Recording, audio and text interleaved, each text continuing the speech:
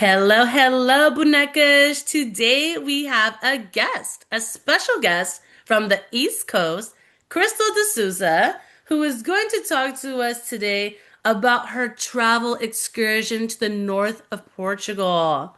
So, Krystal, how did this all come about? When did you start this travel excursion, and where are you going? Okay, so in September was my first time that I actually ended up going to Porto in Portugal. And I'd been to São Miguel a bunch of times, and I was in Lisbon for a short period of time. And in the north of Portugal, I encountered just an amazing culture, like the people, the scenery, the food, and a bunch of our history that we don't really get to know, right? Being like brought up in the US. So I decided that I was going to go back in December and I was going to handpick everything and I was going to create a business and I was going to bring that to people in the US, right? Like I was going to give them an experience that was a little less touristy and more how you would feel if you were really from there. I had a bunch of friends that were born here too, and we're all Portuguese, but we want to get more back to our roots. So that's really why I built this handpicked excursion. And it's for April 20th through the 27th of this Got year. it. And then you said that people needed to sign up before the 27th of this month, right? Yes. So I need people to sign up if you're interested before the 27th of February because the airline will drop the seats if I don't have anyone to fill them. So it's 3,200 for one person, but if it's two people in a room, like they have some rooms that are two beds, other rooms are like queen size beds. And so if there's two people sharing a room, the price drops exponentially, but you get 2 meals a day, three excursions, flight, all transportation. The actual place that we're going to be at is a generations old stone home with an in-ground pool overlooking a vineyard and the river.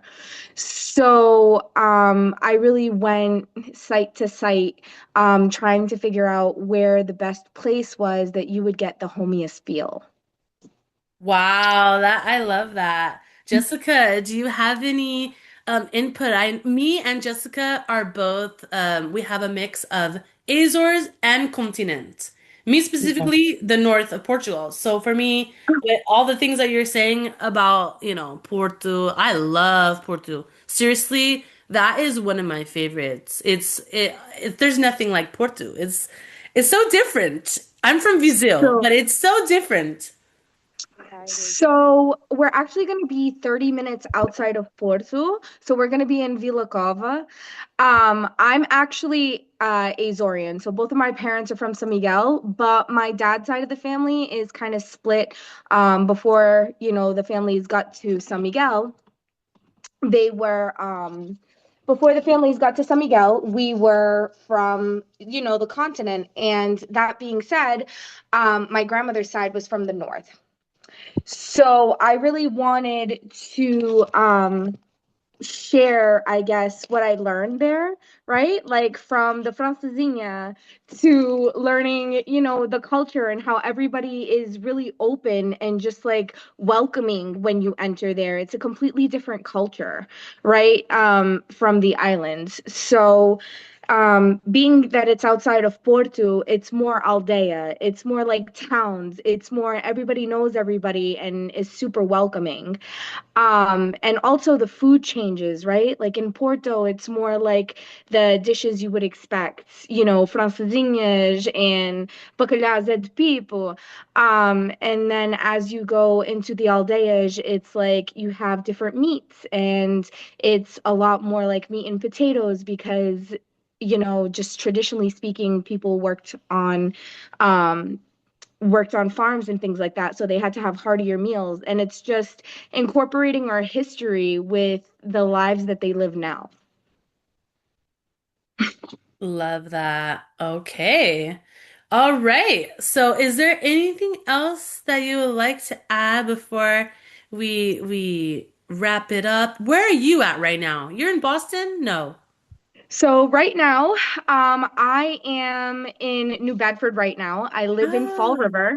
oh, that's Um, right. Fall River, girl. You're in yeah, Portugueseville over there. Viva Viva Fall Portugal. River. Viva Viva Fall Portugal. River. So, yeah, it's actually 60% Portuguese. So Wow. we have a lot of we have a lot of Portuguese folks that are in Fall River, but a lot of the folks are descendants of Portuguese parents. And I know that until I had the opportunity to travel and go kind of outside of the beaten path of like the regular touristy spots, I didn't really know a lot about our history. And so for the excursion, I wanted to bring us to Miramar, which has No Senhor de Pedra. It's a chapel literally right on the beach. And it has like ice cream and like a little praça. And that would be like one of the excursions. The other excursion would be Guimarães. There's two castles there that are breathtaking. And you really get to see like how things were, way Mhm. back when. Yeah. Um, and also in Porto, there is a Six Bridges boat tour with some of the best food by the Ribeira. Yes. So I'm really looking forward to getting some interest for this excursion and hopefully expanding through the north as time goes on. Like I said, a lot of tourists. Go to the south of Portugal, right? Lisboa, Algarve, and then they venture to the north, just around Porto because that's what's so touristy. But there's so much beauty that we haven't tapped into yet. Yes, I agree with you. I have actually a couple coworkers that have been to Porto and they loved it. And from the wine, from the food, just the whole vibe of the north of Portugal. And I think it's really cool what you're doing because there is a lot of history that can be shown. And the opportunity is there for us to teach, people what it is like to be up north. That's so cool. I And agree. thank you guys so much for having me on here, by the way. Of Thank you so course. much. And you know what is cool? I think it's very cool and noble of you because you say you have a background of Azores. And I think that's very, very cool that after visiting Portugal continent and seeing different things that you connected deeply to, you said, "Hey, I want to explore this more and I want to bring this connection to more people." And I'd have to say, I totally agree with you. When you're there, it's like a spiritual thing that happens to you. It is grounding. It almost feels like literally, how do I explain this? I explained it when I first went back to the Azores in 2024. It was like a hug. Like the universe was hugging me, right? Like I felt like finally someplace I belong. Ew, I'm getting all emotional here. But yeah, that's how I feel about Portugal and the Azores. So I agree to a certain degree. So I obviously my parents are from San Miguel. So I've gone to San Miguel quite a few times. I still have some family there. But usually my thing is by the time like a few days go by, I'm like I've seen the whole island twice. Yeah. Um, so for me, Portugal, like St. Michael, like I went there and I never really had a connection. And I've traveled a lot. My stepmom was Brazilian. I spent months in Brazil as a kid. And I never truly had that spiritual awakening, that spiritual, like I'm home feeling as when I hit Porto. I hit Porto and I cry every single time I come back on that plane.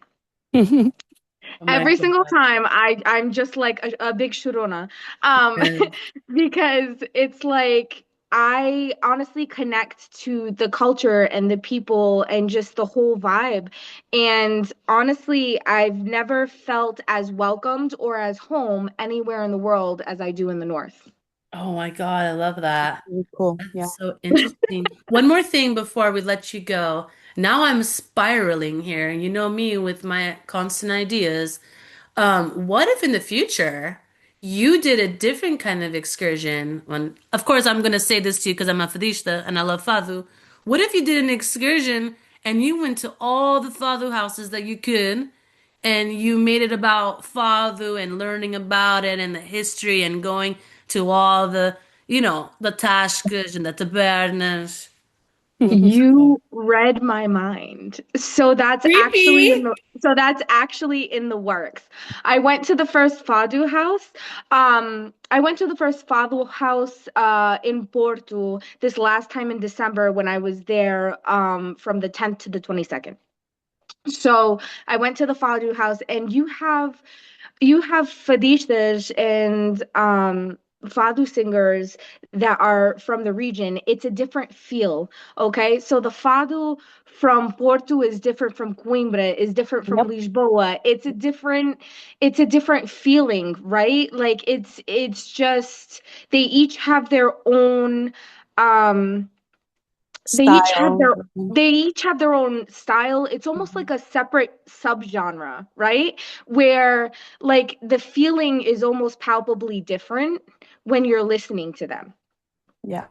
So I really was thinking of doing a fado excursion in the north of Portugal and going to all the fado houses um, and kind of just like progressively like showing people the differences, right, in different genres and like telling you the history of because that's really something inherently Portuguese. Right? Our fado is the backbone of our culture. That's something that nobody else has. Everybody has um, their own style of singing, right? Different cultures, and that's ours. That is something inherently ours. So, in order to share our culture and share the best of us, I would need to share that. Oh my God, girl, that is so cool. I can't believe I just read your mind. Well, Yeah, literally. Jessica. Well, Jessica, is there anything else you'd like to say before we close off? No, I don't think so. I think we've touched the dates that we needed by, what Yes. was it, the 27th of this Uh-huh. month? Yes. So everybody reach out to Krystal. She's your Thank you, girl. Bonecas. Thank you so much, Bonecas. If you have any questions, Crystal, Jessica, or me, we'll get you hooked up. Thank you so much again for having me on. I appreciate you, and I hope to hear from everyone soon. Thank you. Bye. Bye.